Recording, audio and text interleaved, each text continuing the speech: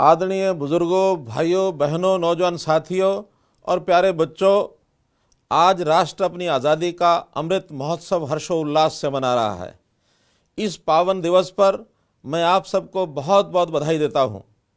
74 साल पहले आज ही के दिन हर भारतवासी ने आज़ादी की खुली हवा में सांस ली थी, इसलिए यह हमारे लिए बड़े गर्व और गौरव का दिन है। इस अवसर पर मैं आज़ादी के लिए बलिदान देने वाले सब ज्ञात अज्ञात अमर शहीदों को श्रद्धांजलि अर्पित करता हूँ। राष्ट्र कवि रामधारी सिंह दिनकर ने उनकी स्तुति में कहा है, जला अस्थियां बारी बारी, चिटकाई जिनमें चिंगारी, जो चढ़ गए पुण्य वेदी पर, लिए बिना गर्दन का मोल, कलम आज उनकी जय बोल। आज हम उन राष्ट्र निर्माताओं, सीमा प्रहरी सैनिकों, वैज्ञानिकों, अन्नदाता किसानों, मेहनतकश कामगारों के प्रति भी गहन कृतज्ञता व्यक्त करते हैं, जिन्होंने अपनी प्रतिभा, साहस और मेहनत के बल पर भारत को दुनिया की बड़ी शक्ति के रूप में खड़ा कर दिया है। मैं पिछले सप्ताह ही टोक्यो में संपन्न ओलंपिक खेलों में देश का गौरव बढ़ाने वाले खिलाड़ियों का भी अभिनंदन करता हूं।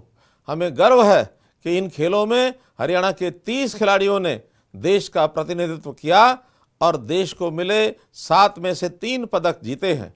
मुझे इस बात पर भी गर्व है कि देश के स्वतंत्रता आंदोलन में हरियाणा वासियों ने अग्रणी भूमिका निभाई।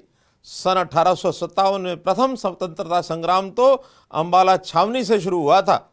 हरियाणा के वीरों ने देश की सीमाओं की सुरक्षा में भी बड़े बलिदान दिए हैं। आज देश का सेना में हर 10वां सैनिक हरियाणा से है। हमारे सैनिकों ने 1962, 1965 व 1971 के विदेशी आक्रमणों और ऑपरेशन कारगिल युद्ध के दौरान वीरता की नई मिसाल पेश की है। प्रिय प्रदेशवासियों, आज़ादी का ये दिन कई मायनों में अहम है और सबसे अहम इसलिए है कि आने वाला साल आज़ादी का 75वां साल है। इस समय पूरा संसार प्रधानमंत्री श्री नरेंद्र मोदी जी के कुशल नेतृत्व में भारत के ऐतिहासिक बदलावों का साक्षी है। इसी का परिणाम है कि पहली बार भारत को संयुक्त राष्ट्र सुरक्षा परिषद की अध्यक्षता करने का अवसर प्राप्त हुआ है। प्रधानमंत्री जी ने कोरोना महामारी में दूसरे देशों की मदद कर संसार को हमारी विश्व बंधुत्व की भावना का कायल किया है। आबादी की दृष्टि से दुनिया के दूसरे सबसे बड़े देश में मुफ्त वैक्सीन लगाने का साहसिक निर्णय लिया है। हाल ही में राज्यों को ओबीसी जातियों की अपनी सूची बनाने का अधिकार दिया गया। नई राष्ट्रीय शिक्षा नीति आई, जिससे 21वीं सदी का आत्मनिर्भर भारत बनाने का मार्ग प्रशस्त हुआ। अयोध्या में मर्यादा पुरुषोत्तम भगवान श्री राम जी का पावन मंदिर बन रहा है। इसके अलावा जम्मू कश्मीर से धारा 370 व 35A हटाना, सर्जिकल व एयर स्ट्राइक, नागरिकता संशोधन कानून, 3 तलाक की कुप्रथा से मुक्ति, स्वच्छ भारत अभियान, बेटी बचाओ बेटी पढ़ाओ अभियान आदि अनेक युग परिवर्तनकारी कदम उठाए गए हैं। भाई और बहनों, इस समय हरियाणा प्रदेश में भी तेजी से बदलाव और विकास हो रहा है। व्यवस्था परिवर्तन और सुशासन के जरिए हम लोगों में यह विश्वास पैदा करने में सफल हुए हैं कि सरकार उनकी है और वे भी सरकार में हैं। हमने वर्ष 2020 को सुशासन संकल्प वर्ष के रूप में मनाया। इस वर्ष को सुशासन परिणाम वर्ष के रूप में मनाया जा रहा है। सुशासन से सेवा और भ्रष्टाचार पर रोक के लिए ई गवर्नेंस के से गुड गवर्नेंस का जो अभियान हमने चलाया था, वह आज परिवार पहचान पत्र तक पहुंच गया है। इस एक ही दस्तावेज के माध्यम से सब सरकारी सेवाओं और योजनाओं का लाभ घर द्वार पर ही मिलेगा।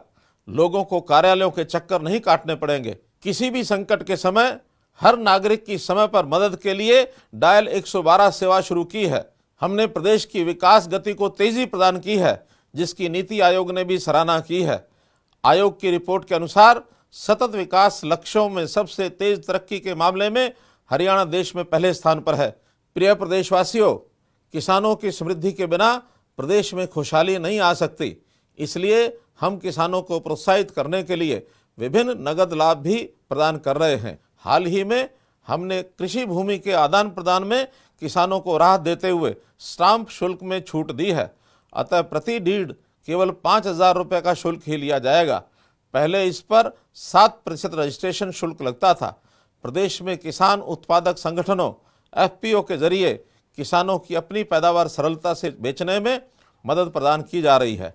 हरियाणा देश का पहला राज्य है जहां सर्वाधिक 11 फसलों के दाने दाने की न्यूनतम समर्थन मूल्य पर खरीद की जाती है। हमने फसल की सरलता से बिक्री के अलावा किसान को सब्सिडी, खाद, बीज व ऋण देने के लिए मेरी फसल मेरा ब्यौरा पोर्टल शुरू किया है। भूमि की उत्पादकता बढ़ाने के लिए शिक्षण संस्थानों में भी मृदा परीक्षण प्रयोगशालाएं खोली जा रही हैं। अब विद्यार्थी अर्न व्हाइल यू लर्न कार्यक्रम के तहत मृदा परीक्षण के लिए एक निश्चित शुल्क ले सकेंगे और पढ़ाई के दौरान कमाई भी करेंगे। प्रदेश में हमने 40 नई प्रयोगशालाएं खोली हैं। अब इनकी संख्या बढ़कर 74 हो गई है। आधुनिक ढंग से फलों, फूलों और सब्जियों की खेती के लिए सरकार हर संभव सहायता उपलब्ध करवा रही है, जिसमें फसलों के नुकसान की भरपाई के लिए मुख्यमंत्री बागवानी बीमा योजना और बाजार में फसल के कम दाम होने पर उनकी भरपाई के लिए भावांतर भरपाई योजना शामिल है। हमने कम पानी में उगने वाली फसलों को बढ़ावा देने के लिए मेरा पानी मेरी विरासत योजना चलाई है। इसमें 7,000 रुपया प्रति एकड़ प्रोत्साहन राशि दी जाती है। इसमें एग्रो फॉरेस्ट्री को भी जोड़ा गया है। कम पानी में अधिकतम सिंचाई को भी बढ़ावा दिया गया है। इसके लिए सूक्ष्म सिंचाई योजना, फवारा संयंत्र प्रणाली, भूमिगत पाइपलाइन स्कीम, टपका सिंचाई योजना आदि चलाई जा रही हैं। नहरी पानी की लीकेज को रोकने के लिए प्रदेश में कच्चे रजवाहों को पक्का किया जा रहा है और 20 साल से अधिक पुराने रजवाहों को भी दोबारा पक्का किया जाएगा। इसी प्रकार खेतों में आवाजाही को सुगम करने के लिए 5 क्रम के सभी रास्तों को पक्का किया जा रहा है। भाइयों बहनों, शिक्षा समाज और देश का भविष्य तय करती है। इसलिए हमने कौशल व संस्कार से युक्त रोजगार परक शिक्षा प्रदान करने के लिए नई राष्ट्रीय शिक्षा नीति को प्रदेश में वर्ष 2025 तक पूर्णतः लागू करने का बीड़ा उठाया है। इस नीति के अनुरूप प्री नर्सरी से ही शिक्षा देने के लिए प्रदेश में 4,000 प्लेवे स्कूल और 500 नए मॉडल क्रच खोले जा रहे हैं।